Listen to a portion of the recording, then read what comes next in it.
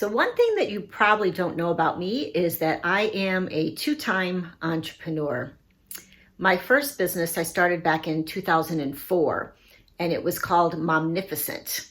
I'm a certified life coach, and at the time I had a coaching practice. And my target market, or so I thought, was moms. And I would coach moms on any kind of issue that they had: parenting, relationship issues, time management and organization, life balance, spirituality issues. Basically anything that moms were having an issue with, I would coach them on. And I wrote a lot of articles. I had followers from all over the world. I spoke all over the country. I wrote a book, tons of online courses. And here's the really embarrassing part. In the 8 years that I was in business, my best year was $30,000 in gross sales.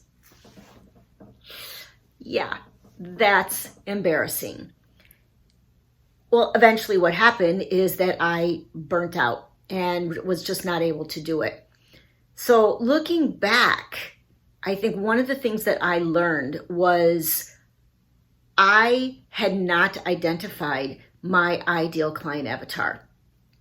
If you think that my ICA was moms, it's so wrong, because it didn't work. So not only did I not have a viable niche, but I didn't get specific enough about what my specialty was to be able to really target my marketing.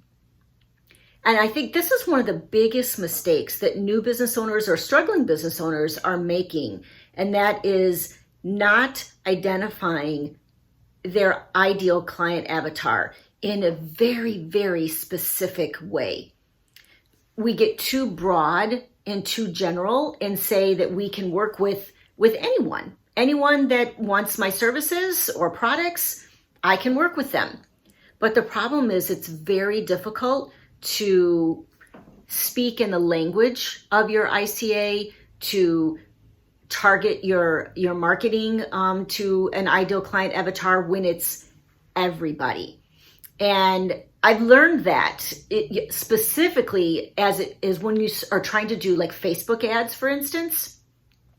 How do you find your ideal client avatar, through a Facebook ad and targeting in your Facebook ads if you cannot be very specific about who you work with?